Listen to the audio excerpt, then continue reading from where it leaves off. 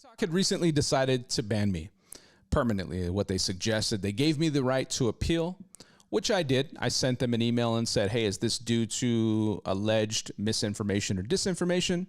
What's this in regards to? Give me some type of reason for this. So they sent me something back and said, look, it's not due to misinformation or disinformation. It's an internal decision that we've made that we are not going to disclose to you. End of story. I was not going to sit back and take that. I haven't gone this far, and I don't think we've impacted this many people, not just with my own speech, but actual verifiable documents, data, sources, information that I always have ready to back up any claims, because I'm not going to put anything unsubstantiated out there. I want to make sure that whatever I say out of my mouth is backed by research and documents and data, because I'm sick and tired of that mainstream narrative that just lies to people through their teeth without giving them any information. I want to be a trusted, reliable source. And so I asked them that. They wouldn't say anything back. And so I said, I am going to send a message, because they're not going to give me a reason. They're telling me that they're not going to owe me any type of explanation. It's not due to misinformation or disinformation. They're making an internal decision that they won't disclose to me. Okay, here's my email back to them. So I said, TikTok team, this is a direct violation of my right to free speech. I've only spoken facts and provided documents and sources to prove every claim that I've made. I will be posting this information across my platforms to ensure all the tyrannical measures your organization takes against those who speak out against the mainstream narrative. You are the reason people like me and people like you watching this from all over the world are waking up to the madness of the control you're attempting to enforce. We will not back down. I urge you to act appropriately and reinstate my account. You have said there's no misinformation or disinformation delivered from my account. And if your reasoning cannot be disclosed to me as you stated, then I expect a full reinstatement before I take legal action. And what do you know? Not even a couple hours later, I get an email back. And I have to think that some of you guys had something to do with this, because when I initially got the notice that I posted up on IG sharing with you guys what they did to ban me, I thought that was pretty funny. Not even a couple hours later, they sent me this and said, Dear Joey Vantes, we've reviewed your appeal and we're happy to inform you that we have restored your account. We apologize for any inconvenience this may have caused, and we thank you for being part of the TikTok community. No explanations, no information. This is what we're up against. And if it's happening to me now, then it's going to happen to you next. And this is why we have to stand up and fight, because too many people would receive a message like this and just say, well, I guess I just got to create a different account, or I got to just walk away and do something else. No, we have to stand. We have to fight back. We have to speak up. That's how we fight for our rights. And the reality is these measures are going to continue to be taken, and we have to act appropriately to make sure that they don't, and have measures ready to fight back. So let me just first of all say this, because obviously I've moved a lot of my stuff over to Rumble. So if you haven't followed me there, the link's in the bio or in the description, depending on where you're watching this. Make sure you follow me on Rumble, follow me on X, but also I'm going to start converting all my content to my site directly, joeyvantes.com. So you can watch the podcast there. You can listen to the audio podcast. Obviously you can get the merch, audiobook, ebook, How to Fight Ideological Subversion, which is psychological warfare. A lot of great content that we're going to be putting out for you guys, including interviews and new documentary that's going to be coming up here real soon. But we need to be aware of this, because they're coming for us in this way. They want to silence any dissidents. They want to shut up anybody who has common sense or any information. They're not so much worried about shutting people down who are just talking out the side of their mouth. They're more so worried about the fact that people like us who go and research and find information and have things to back up the claims that we're making, that's what they're terrified about, because they don't want the rest of the world to see it. And that's why we got to push even harder. Now, speaking about lies and deceit and finding verifiable information on topics, I recently posted something on my IG regarding Pfizer. Now, and these are pieces of information that are posted by AP, by PubMed. This isn't my information. So Pfizer has recently put out an ad campaign. They used it first in the Super Bowl, where they said, hey, let's outdo cancer.com. And the whole premise there is, let's go to the next fight. We're ready for the next fight. So the first fight, I guess, was COVID. I'm not sure if that's how they're trying to position this, but they're saying, let's go to the next one, which is cancer. And in this ad campaign, They're sharing, a little girl who's getting, treatment, looks like maybe some type of chemotherapy or something, some type of medical treatment that they're providing. And, they're saying that cancer is now risen substantially. There's been a number of analytics and statistical data that's suggesting that it's the number of cancer patients, number of cancer cases has gone up since the COVID vaccines have rolled out. And that's not out of my mouth. That's from these sources. So then AP came out with a publication that had mentioned that inside the COVID vaccines, Pfizer admitted to them they had sent them an email communication suggesting that they had traces of SV40 inside the mRNA vaccines. What exactly is SV40? Simian virus 40 or SV40 is a polyoma virus, right? And it can be found in both monkeys and humans. And it's a known oncogenic DNA virus. And it can cause primary, brain and bone cancers. It can also cause malignant mesothelioma, lymphomas in laboratory animals and such. And so it is a cancer inhibitor, okay? Now, they suggest that this was found inside of the mRNA vaccines. And they admitted this. This isn't just something that just came unsubstantiated. They admitted this out of their own communication efforts.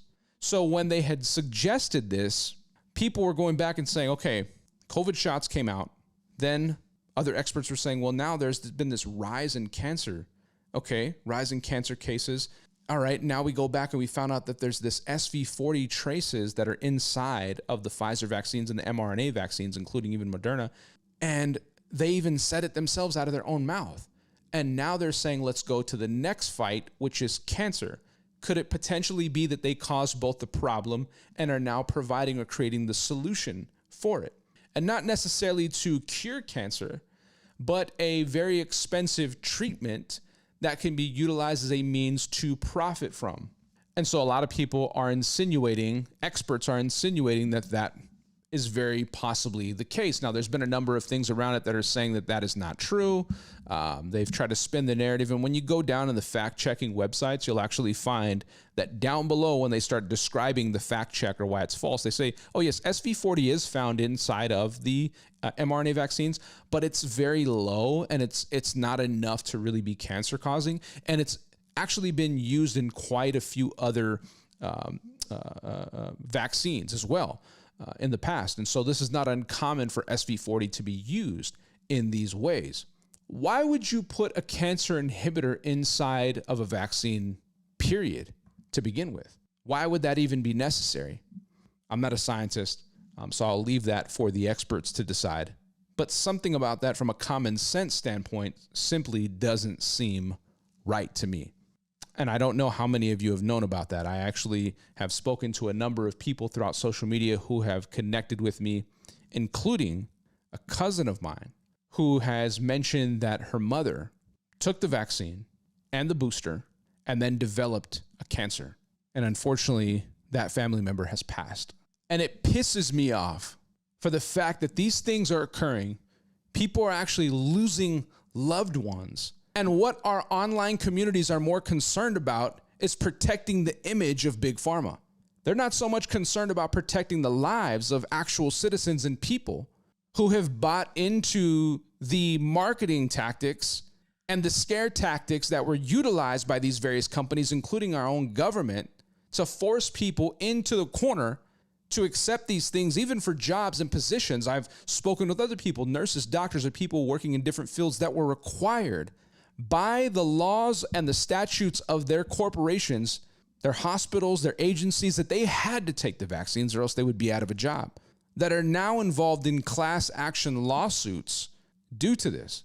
But we're more concerned with the images and the agendas of these big pharma companies, the medical industrial complex, than we are actual lives of people. Don't they matter? Or have we really lost our humanity in that sense? I wanted to present that to you guys because we cannot stop speaking out about this. No matter how far down the road we get, how many years has passed since COVID happened. Oh man, that was during the COVID era. Shut up, move along to something else. Well, people have passed away. There's people, real family members who have lost loved ones because of this. And if I have to be the one to speak out about it, then so be it. I'm going to do it because it's not right. And I'm not going to let these things slide. And we have to question things. There's been something lost that we've stopped questioning things and using wisdom and really researching things for ourselves, that we got into a position of danger because we just bought and believed whatever was being pitched to us. Someone on the TV says something, oh, we believe it because it's on TV. How else would it be on TV if it wasn't true? You hear it on the radio. You hear a celebrity say it. You hear someone major talk about something and drive a point through, and you believe that person. A person tries to make a stance or a position for a certain thing, and we just automatically buy into what they say, not really even looking into what they're saying and the real talking points behind that person. It's crazy to me. You know, as a matter of fact, it brings up a good point about Elon Musk. I think Elon's done some phenomenal things, and I'm not going to demonize the guy. But I will say, when did we stop losing our ability to question? I mean, here's a guy who goes through and gets Twitter, purchases Twitter, and then he releases in the Twitter files all these communication efforts and messages, direct messages and emails that were corresponding back with some of the people administering the censorship on Twitter, along with the government and various people who were saying to stop people from saying certain things. You really think the deep state who helped own Twitter, why would they so easily allow him to purchase Twitter, knowing that he was going to get access to all that stuff and be revealing it to the rest of the world? Why wouldn't there be some type of hit on him after that to silence him? Why would they let that stuff slide? Was it because it really wasn't all that important, or was that just a distraction that was created to keep our mind and our attention on that while other stuff behind the scenes was taking place? This guy, Elon Musk, is demanding and standing up for a carbon tax for all humanity. He's asking for a guaranteed income for all people. I mean, these are World Economic Forum talking points and policies, but we're calling him the leader in free speech, a free speech advocate. He's talking about connecting the human brain to the cloud and creating a hive mind where everybody collectively is in this realm, whether through Neuralink or some other type of implantation, nanotechnology, that everybody's brain is connected into this inner network. He's talked about utilizing technology to transfer the consciousness of a human eventually into a machine so they can continue existing. Merging man with machine, the iron with the clay, transhumanism. And nobody questions him? If Elon is such a free speech guy and we buy into this narrative that he is, why is the Pentagon and NASA continuing to give him massive contracts, government contracts, if he's the one speaking out against the government and these agencies? Doesn't that seem a little strange to you? He created Starlink and all these low orbiting satellites to create wireless communication for people and internet. He got one of the biggest contracts for the government, the military communication system called Star Shield, which is that version, the military's version of Starlink. And you're still not questioning? He created autonomous vehicles, Tesla, that drive people around and have the self-driving features. Could these eventually be used at some point for people in regards to censorship if you're not following orders and doing what you're told, or you're speaking out against the government, or you're not doing the right things that they're telling you to do that lock your doors, and use the self-driving features to take you to the authorities or to some type of offing facility? Think about it. The possibilities are definitely there. Yeah, it might sound crazy a couple years back, but not so much anymore. But we're still not questioning him, right? X being the everything app. He wants everything to exist there. I mean, he himself back on February 9th put out a tweet that basically said, hey, look, I'm going to be hopping off and getting rid of my cell phone. I'm going to start doing everything here on my cell phone, video calls, audio calls, etc., all right here on X. X for your music, X for your movies, X for your social media, X for your business, phone calls, emails, etc. Everything that you need to do will be right here on X. Why did he change the name of Twitter to X? What does X symbolize? X marks a spot, right? What if the prison for us that we so gladly accept because it's these technological advancements, these toys that we're so overtaken by, we're inebriated by the technology, the emerging technology. Oh, I want that. I want the Google glasses. I want the Apple Vision. I want whatever Tesla's going to come out that's comparable. Eventually, they're saying, hey, why have to wear something when over time we can give you something through nanotechnology that can go and attach inside of your brain so you can do and function all these things with your phone, your computer, communication, learning things, uploading things, connecting back from people telepathically, all through your mind and implantations. On one hand, he sat there and talked with Joe Rogan and others about the dangers of artificial intelligence and what it could potentially do to humanity, taking it over, and we've unleashed something that we can't walk back. But yet at the same time, he's promoting and pushing it. So which one is it? What side are you really taking? And we don't question that. See, pushback culture is not going to take the bait from people like Bill Gates and Klaus Schwab of the World Economic Forum, who suggest, yeah, we need depopulation. Yeah, you need to eat fake meat. Yeah, we need to have censorship and people should only be able to do certain things in 15-minute cities and all of that, right? We won't agree with that. People will hear that and say, no, I'm opposed to that. So they know that they can't always give a hard sell. They also have to provide a soft sell. And could it be that people like Elon Musk are that soft sell? Basically saying what they're against while they're also for the exact same things, but presenting it in a cool way, in a way that's trendy, in a way that's unique or anti-X. And people just buy into it and flock like crazy to it. The masses come out the woodwork to support it, to eat it up. Because at the end of the day, the hard sell and the soft sell people have the same exact outcome. The future is AI and humans connected to that artificial intelligence. And the lie is that you and I will be left behind if we don't adopt and connect to this artificial intelligence movement. We'll be left in the dust. And it's a lie for control, for manipulation, to run and rule your life, to surveil you down to the very skin level, to know what's going on in your thoughts, in your emotions, how to alter them, how to market to you from the inside out. And I hope you realize this, and I hope it causes you something inside of you to rise up, to be challenged, something to awake in your wisdom. I hope the alarm system inside of you is going off so that you see what's actually taking place and actually question these things and not just let yourself be run over so easily. We have to refuse to conform to these measures, and we have to learn to question these things that are coming upon us. We have to fight back and resist, because your silence is your acceptance. And we can't necessarily judge people by what they say, because they can tell us all the greatest things in the world, but we have to judge them by what they do. Because as the Bible says, you shall know them by their fruit.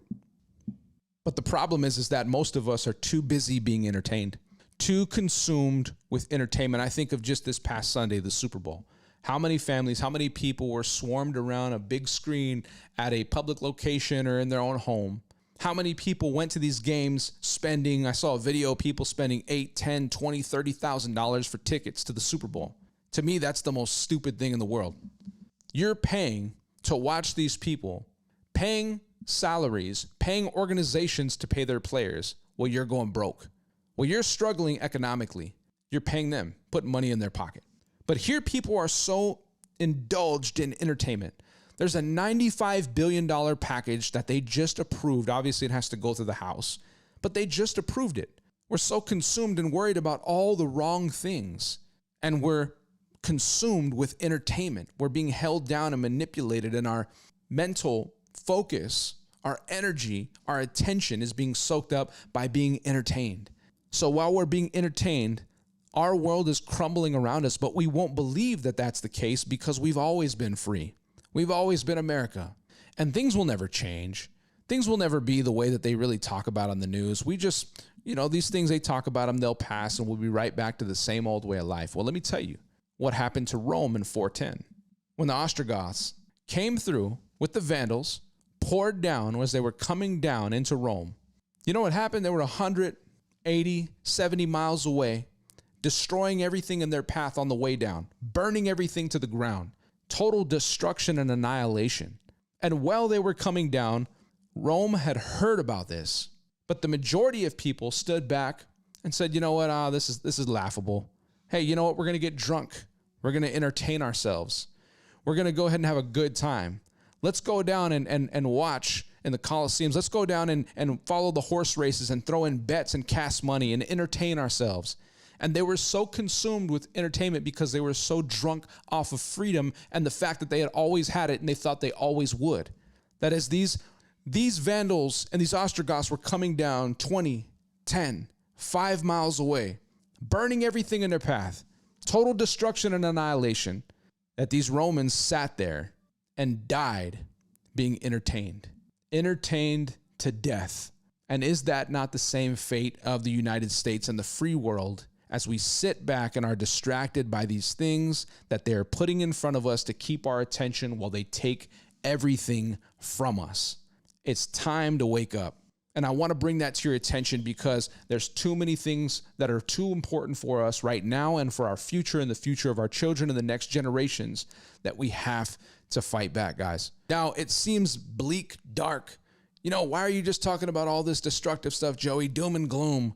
Well, no, there's an answer. And there's a reason why I share all this with you, because it is in first understanding and tearing back from the matrix to see the reality of what is at hand if you're ever going to get to the answer to begin with. Truth be told, we are not going to live forever in this humanity. Humanity, being human, is an experience. You are not necessarily human. You are clothed in humanity, but you are a spirit that is going to live forever in eternity. So while we look at the timeline of our life and our existence, which will be for all time, this humanity experience is a blip on that timeline. But we act and we live as if we're going to be here forever.